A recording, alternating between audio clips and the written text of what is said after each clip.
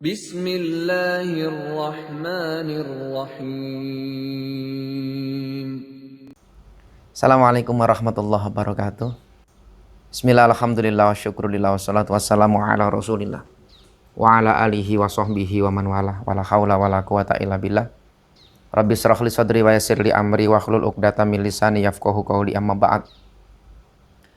Hadratul kiram, saudara-saudaraku, jamaah Masjid Al-Falah, jamaah Masjid Al-Kausar, jamaah Masjid Al-Furqan, dan seluruh kaum muslimin muslimat yang mudah-mudahan semuanya dimuliakan oleh Allah Subhanahu wa taala. Alhamdulillah, kita bisa berjumpa melalui virtual karena kondisi saat ini tidak memungkinkan kita untuk bertatap muka. Mudah-mudahan Allah segera mengangkat pandemi, mengangkat ujian dari muka bumi ini. Amin Allahumma amin. Di kesempatan yang mulia ini kita akan membahas tentang surat Al-Hijr ayat 45 sampai ayat 50. Alhamdulillah, saya membawa tafsir, membacakan tafsir As-Sawi ya, yang kita akan bahas bersama-sama tentang tafsir daripada ayat surat Al-Hijr ayat 45 sampai ayat 50. Bismillahirrahmanirrahim. A'udzubillahi minasyaitonirrajim. Bismillahirrahmanirrahim. Innal muttaqina fi jannati wa uyun udkhuluha bisalamin aminin. Innal muttaqina, sesungguhnya orang-orang yang bertakwa, fi jannatin, nanti akan ditempatkan oleh Allah, fi jannat, di surganya Allah. Ai basatina, artinya surga yang di dalamnya banyak kebun-kebun, banyak taman-taman dari surga tersebut. Wa uyunin, dan terdapat sumber mata air. Tajri fiha, yang mengalir di dalam surga itu. Betapa indahnya dalam surga itu ada pegunungan, ada taman-taman, ada kebun-kebun, dan di dalamnya ada mata air yang bening, yang jernih.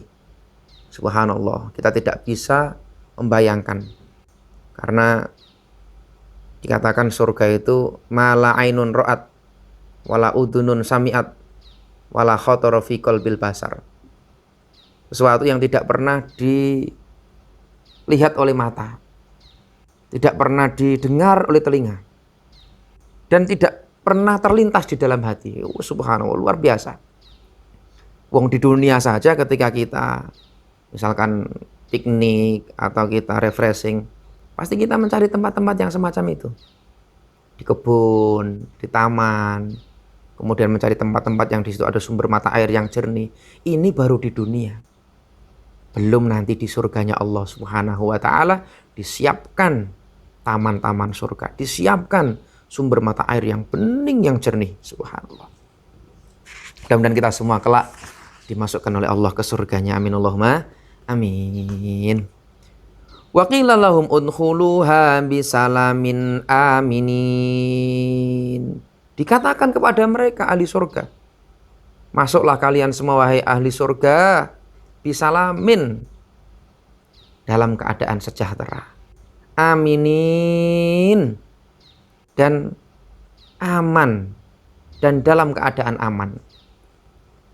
Jadi subhanallah, penduduk surga itu masuk ke dalam surga dengan kondisi sejahtera. Artinya mingkuli aisalimina mingkuli makhufin. Dia dijauhkan dari segala sesuatu yang dikhawatirkan. Sesuatu yang dikhawatirkan. Jadi dia jauh dari hal-hal itu. Wah, nanti jangan-jangan saya masuk sebentar terus dikeluarkan dari surga. Nah, itu sesuatu yang dikhawatirkan. Itu tidak ada. Ya. Jadi salimu wadkhulu, masuklah kalian semua dalam keadaan apa?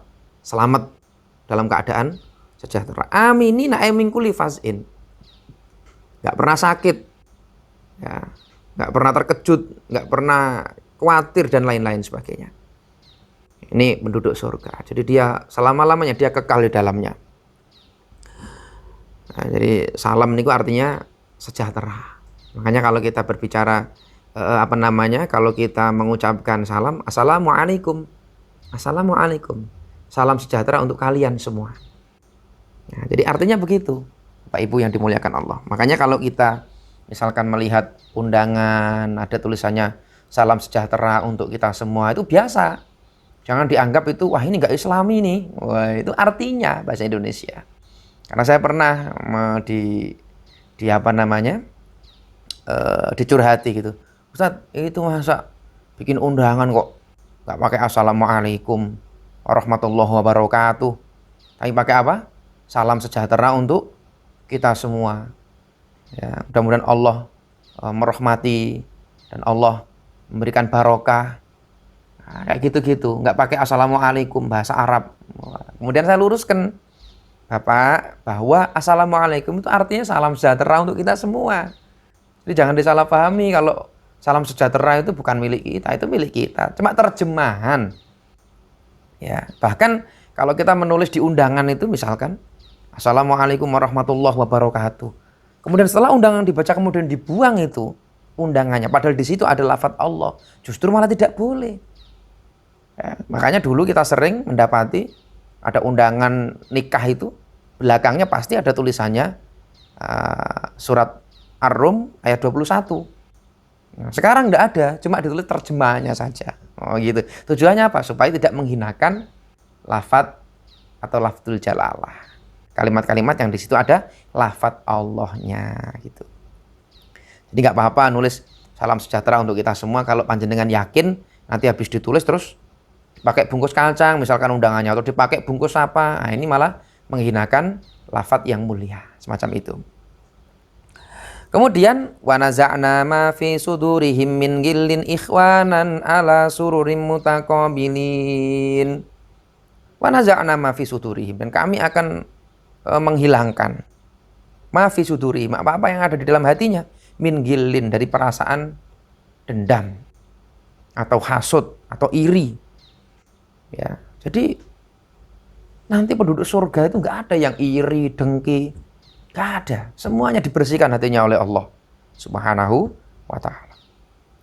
Ikhwanan dalam keadaan bersaudara, ala sururim mutaqabilin, mereka dalam keadaan duduk berhadap-hadapan. Jadi merasa bersaudara. Makanya kalau ada orang sedang berselisih, ada orang berbeda pendapat, sering diajak duduk bareng. Syukur-syukur dijak ngopi kah, atau dijak sarapan bareng di warung. Wah, itu mesti langsung perselisihannya, permusuhannya hilang gitu. Ini Quran memberikan isyarah. Nanti penduduk surga itu merasa bersaudara semua. Kenapa? Mereka saling duduk berhadap-hadapan. Nah, coba kita punya orang yang misalkan nggak senang dengan kita gitu ya. Dengan alasan apapun. Terus sering kita ajak makan, sering kita ajak duduk bersama, sering kita ajak ngopi bersama. Pasti lama-kelamaan akan luluh hatinya itu. Akan merasa menjadi saudara kita. Nah ini. Jadi jangan malah kalau kita dibenci orang, kemudian kita menghindar. Wah, ini malah menjadi-jadi. Kalau kita tidak disukai orang, kita membenci orang, kita datang. Kita datangi dia. Kita jalin persaudaraan. Kita jalin silaturahmi. Insya Allah akan menjadi saudara. Begitu. La yamassuhum fiha nasobun. Dan penduduk surga itu dia tidak akan merasa lelah. Penduduk surga itu kuat-kuat, gagah-gagah gitu. Makanya dalam riwayat-riwayat yang sahih, kita nanti di surga akan diberikan oleh Allah snack, yaitu berupa bidadari. Kenapa snack ini? Sebagaimana dawuhnya guru saya, almarhum al-maghfurlah Syekhuna Murabbi Ruhina Mbah Maimun Zubair. Jadi bidadari surga itu kok apa ya? Ibaratnya snack saja, makanan ringan, makanan kecil. Nah, makanan utamanya apa? Ya istri kita saat di dunia itu. Jadi jangan berkecil hati nih untuk para istri ini. Ya meskipun nanti suaminya banyak sekali bidadari, tapi panjenengan nanti para ibu yang menjadi pemimpin bidadari tersebut. Oh gitu. Nah, makanya beruntunglah kita yang mempunyai istri di dunia ini. Karena nanti kalau sampai kita nggak punya istri, di dunia nggak punya istri, ya di sana nggak ada pemimpinnya bidadari, itu repot ini. Masya Allah. Nah, artinya mereka tidak akan merasa lelah. Jadi bidadari segitu banyaknya, ketika kita ingin beribadah dengan mereka, artinya ada hal-hal yang ingin kita lakukan dengan mereka, maka tidak akan merasa lelah. Kalau di dunia istri satu aja sudah lelah, ya. Apalagi dua, apalagi tiga dan seterusnya. Sampai 4 maksimal tapi ya. Nah gitu. Awama hum minha bimukhrajin. Nah inilah kekhawatiran yang dikhawatirkan oleh penduduk surga tadi. Mereka penduduk-penduduk surga akan tidak akan gitu ya, tidak akan dikeluarkan dari surga abadan selama-lamanya. Karena ayem tenang. Nah, berbeda dengan orang yang diberikan kenikmatan tapi sementara. Kamu sini, tak suruh tidur di hotel, makan enak, ya tidur dengan kamar yang empuk, tilam yang enak, yang nyaman.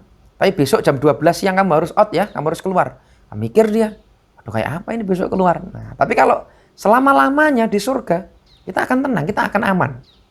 Nah, kita akan nyaman. Itu tadi berkaitan dengan udkhuluha bisalamin aminin. Kemudian Nabi ibadi anni anal ghafurur rahim.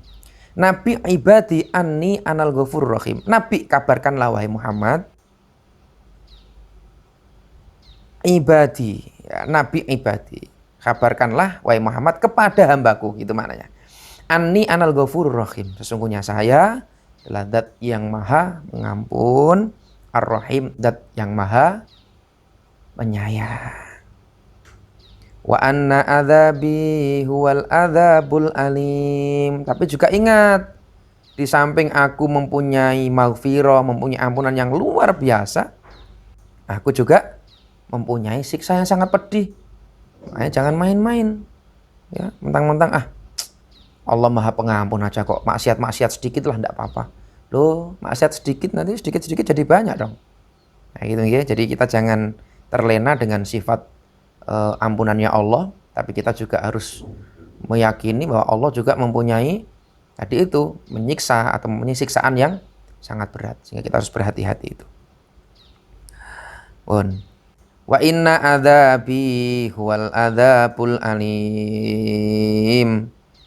Wa nabihum an dhaifi Ibrahim. Wallahu a'lam bishawab. Jadi intinya itulah tadi bahwa Allah menyebutkan nikmat-nikmat surga, nikmat-nikmat yang didapatkan oleh orang-orang yang beriman, orang-orang yang bertakwa kepada Allah, setelah Allah menyebutkan azab siksa bagi orang yang bermaksiat kepadanya. Mudah-mudahan kita semua tergolong orang-orang yang ahli surga, kelak kita semua dipertemukan oleh Allah Subhanahu wa taala di surganya Allah dengan mendapatkan nikmat-nikmat yang tidak ada habisnya, abadian sarmadian, selama-lamanya di dalam surganya Allah Subhanahu wa taala. Akhiran, wallahu muwaffiq ila aqwamit thoriq. Wassalamualaikum warahmatullahi wabarakatuh.